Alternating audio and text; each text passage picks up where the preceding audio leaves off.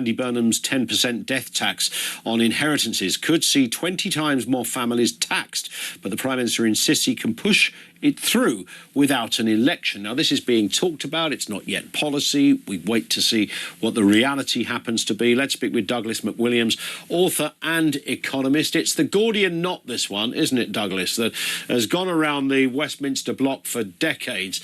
Everyone's saying, yep, I can solve this one. And, of course, the fundamental question is someone has to pay.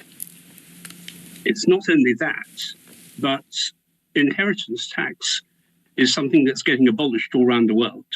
And the reason they're abolishing it all around the world is after a few years, you don't actually make any money from it.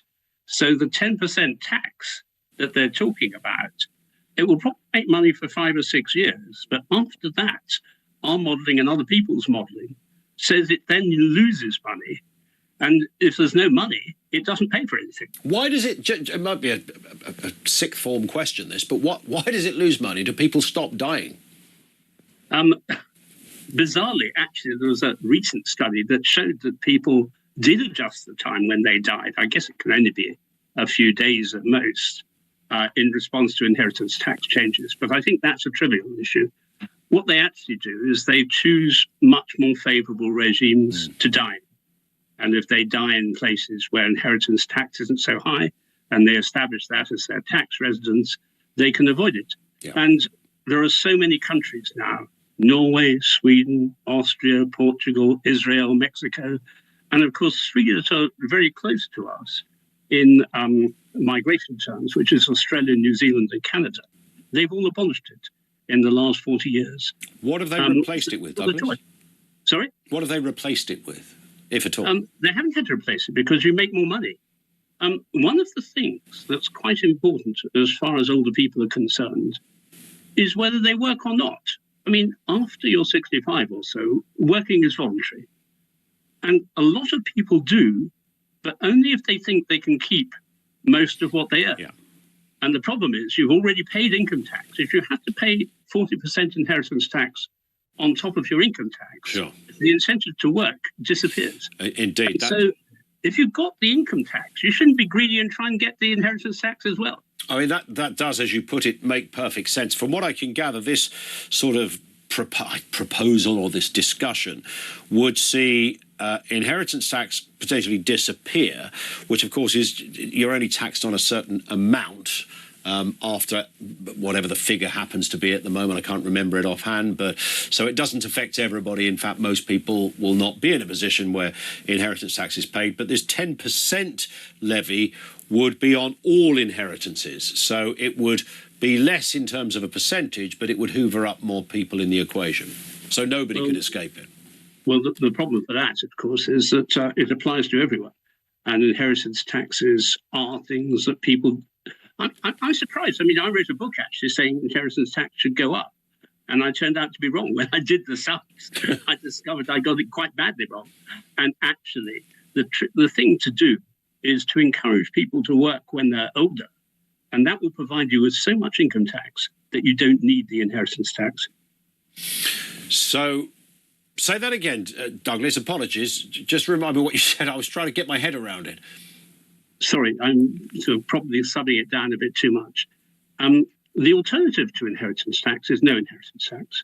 Yeah. If you don't have inheritance tax, you get an increase in the labour supply amongst older people, which is really significant.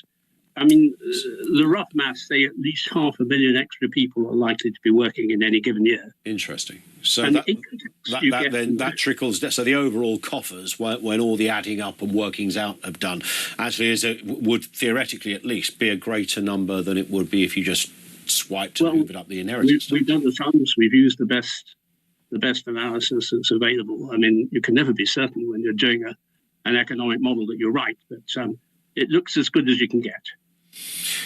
So the other way to look at it is that back to where I began, was somebody has to pay. It's costing an arm and a leg. It's increasingly expensive. People live longer.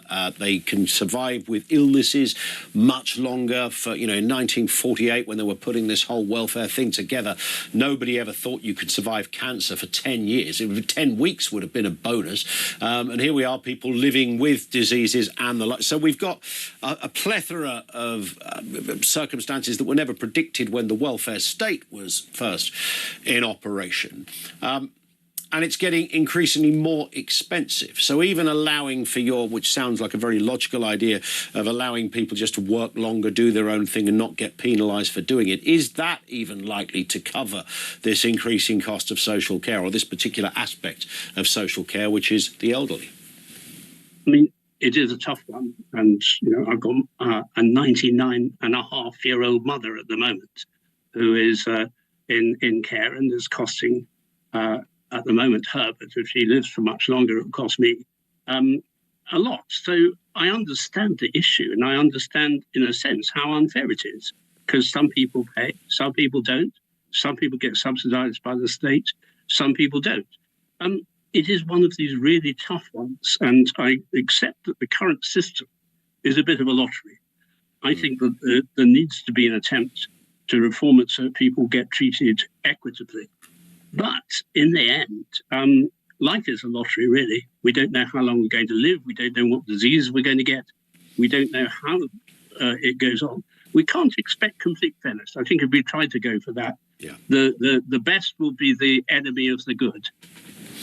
Just on a personal note, Douglas, for some reason, I can't tell you why, but I've long thought that I'm going to live to about 114.